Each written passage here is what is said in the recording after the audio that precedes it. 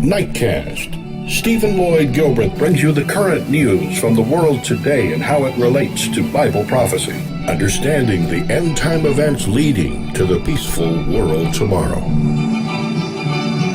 Ladies and gentlemen, Stephen Lloyd Gilbreth. Well, greetings, friends, and welcome to this January 15th, 2014 edition of Nightcast.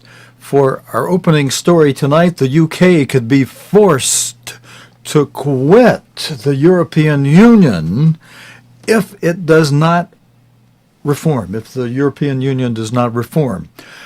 George Osborne has made this warning known. The Chancellor said it was essential to protect the collective interest of non-Eurozone member states. And you'll hear him say that in this opening video, while the rest of the EU forged stronger links. Vicky Young reports. We need two things. First, we need economic reform that enables the EU to create jobs and economic security and compete in the global race, something it is not doing well at the moment. And second, as the Eurozone undertakes the integration required to make the euro work, we need constitutional reforms to make sure that those countries who are not in the euro can remain in the EU, confident that their interests and rights will be protected. The Chancellor speaking this morning. Let's speak to our political correspondent Vicky Young in Westminster. A reaction to his speech, Vicky? Well, it's interesting because many of those sceptical Tories were sitting in the audience today. I think they would have been heartened by some of the things that George Osborne had to say, saying clearly the EU needed to think big, it needed major reforms, and that the EU treaties were no longer fit for purpose, and the EU just couldn't keep patching things up as it went along, really making the point that the EU had to be more competitive. To do that, it needed changes. It wasn't just about Britain demanding all these things that it wants. This is good for the EU too, and his wider message that Britain isn't isolated on this. He says that last year's cut in the EU budget showed that Britain could work with like-minded countries like Germany, for example, and get results. Of course, that doesn't take away from the fact that there are dozens of Conservatives who want to go far, far further than that, demanding that the UK Parliament has a veto over all existing and future EU law. Now, George Osborne said there is not civil war in the Tory party over this. He says they're simply having a sensible, grown-up debate. And friends, I think we probably don't need to explain a whole lot about that one. Those of you who are watching are probably watching what I'm watching for, and that is the shaping together of the EU and the moment when Britain and all the tribes of Israel come out of the EU pact, the Eurozone, the United States of Europe to come. That'll include Brother France, and I don't know about you, friends, but I'm happy to report to you today that there are no current day's news stories so far related to the incident going on over in France with respect to the French president, François Hollande, and his first lady being in the hospital because of a possible new first lady, actress Julie Gaillet, that the president has been seeing on the sly by riding a motorcycle over to her place, a little motor scooter. Okay, well, I said it wasn't in the news, so I won't comment too much more on that. What is in the news today, I'm sure a lot of you are interested in, and what has some potential impact on the Middle East is the voting situation in Egypt today. And the voting has resumed there in Egypt in a 2-day referendum on a new constitution. 9 people were killed on the first day of voting in clashes between police and supporters of the deposed President Mohamed Morsi. James Reynolds has this report from Egypt. The ink is indelible, and so its supporters hope is Egypt's proposed new constitution. The military-backed government has encouraged everyone to vote, and to vote yes. I'm here today to vote yes, and I hope all the people will come out. It's a beautiful day. There are long queues. I hope today everyone will come out since the Constitution is with us, with the people. To make sure of a high turnout and a yes vote, the armed forces have deployed tens of thousands of soldiers. The government says it's pleased with the number of people who've gone to vote so far. A strong turnout which was unexpected in the initial hours of the day, and this is our faith in the Egyptian people. Security is of the highest and tightest standard. They tried in the morning to scare people into not coming down, but we confronted all of this. These pictures, filmed in the southern city of Suhag, show some of those violent confrontations. These are the minutes after clashes between Muslim Brotherhood supporters and security forces. The atmosphere has led some to avoid the vote altogether.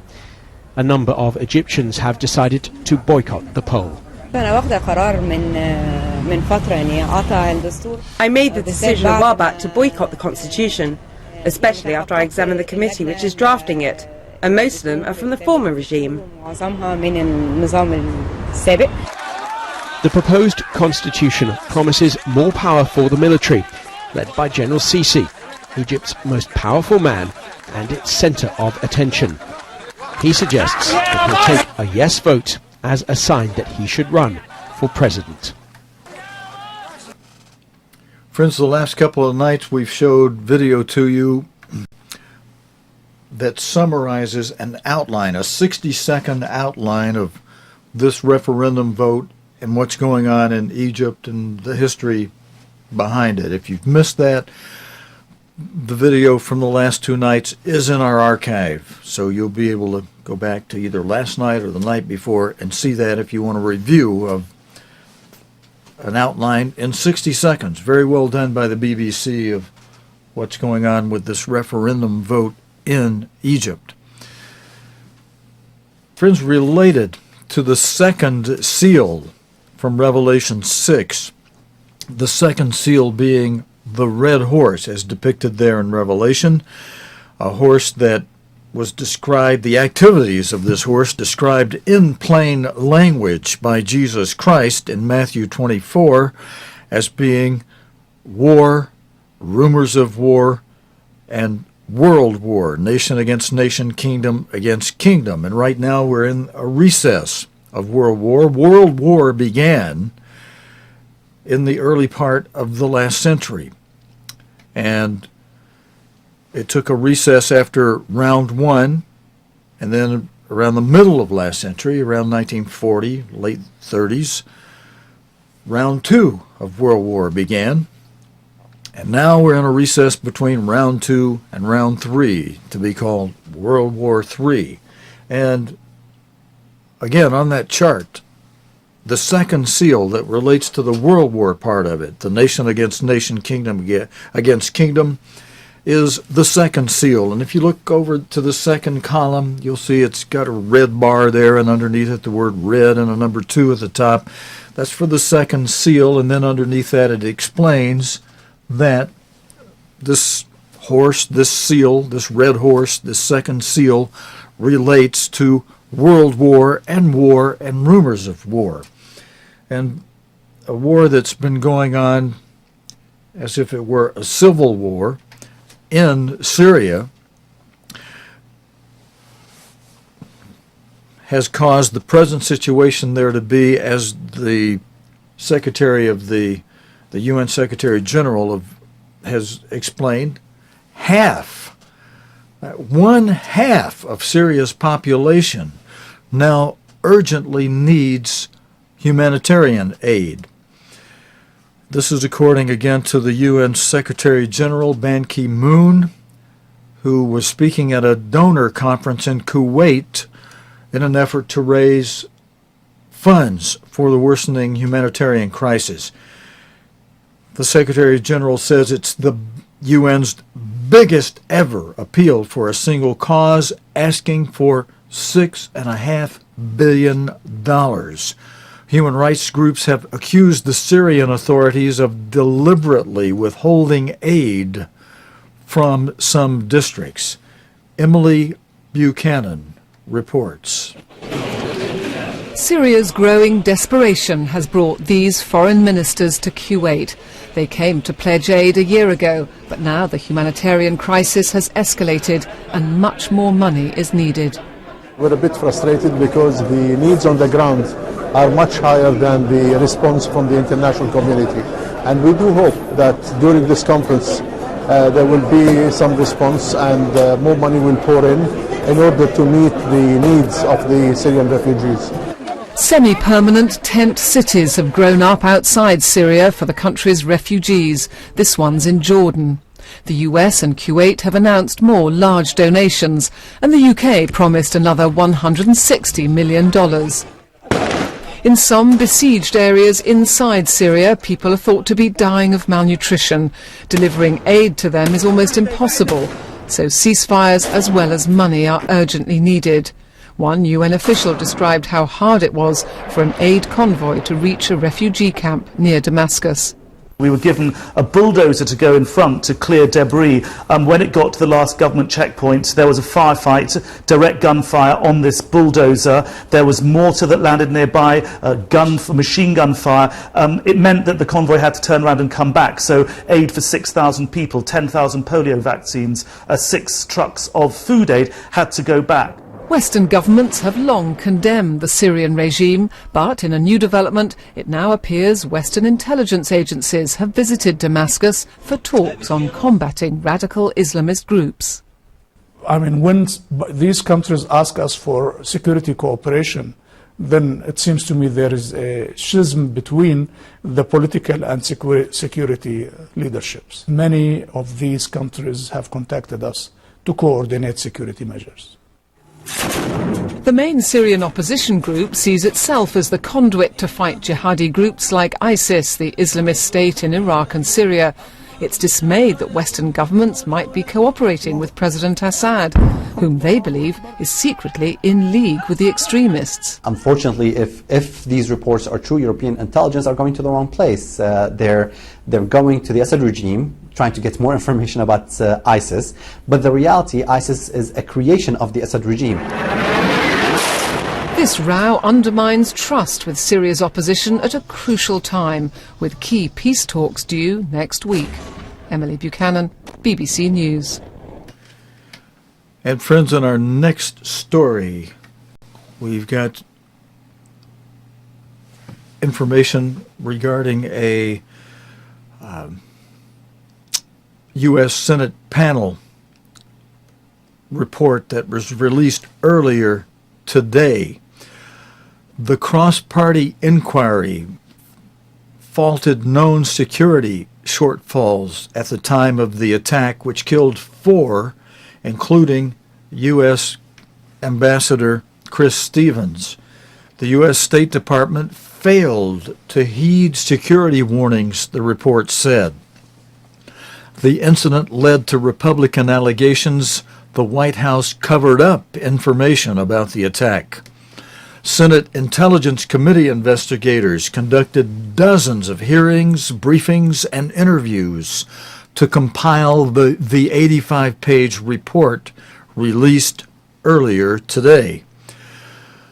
Deteriorating security situation. The committee found the attacks were preventable based on extensive intelligence reporting on the terrorist activity in Libya, to include prior threats and attacks against Western targets, and given the known security shortfalls at the U.S. mission, the panel said.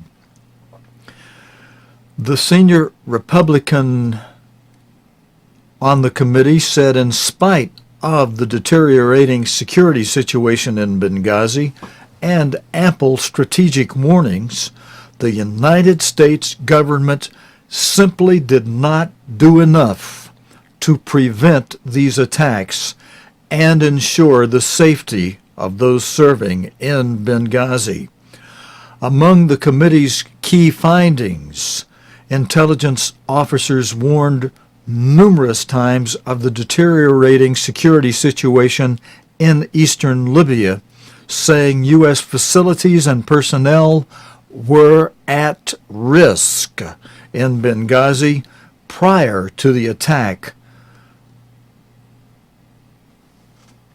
U.S. operations continued with minimal change despite repeated warnings and security tripwires being crossed. U.S. military resources were not positioned to respond to a security breach in time to save the U.S. personnel under attack. The intelligence community took too long to correct erroneous reports of a protest at the U.S. mission and its connection to the attack. The militants who waged the attack have not been brought to justice more than a year after the attack. The committee also issued recommendations based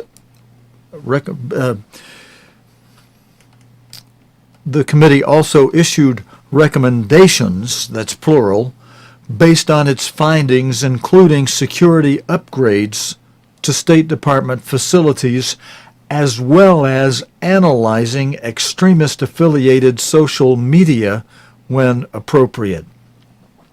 Despite ongoing embassy security concerns stemming from the Benghazi attack, the U.S. Congress elected to slash $224 million.